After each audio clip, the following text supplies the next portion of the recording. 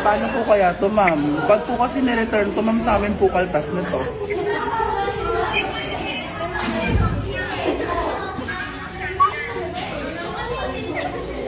Ma'am, pag po kasi ganito, ma'am, baka po mablock yung number niyo, ma'am, sa Shopee. Hindi na po kayo makaka-order. Alam mo yan, hindi pa ako nag-order.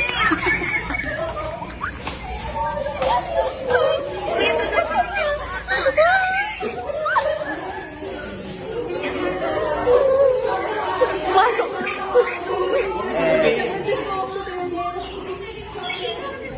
Ma'am, paano po kaya to? Ma'am, paano po kaya to, ma'am? Hintayin mo hanggang sa pumasok.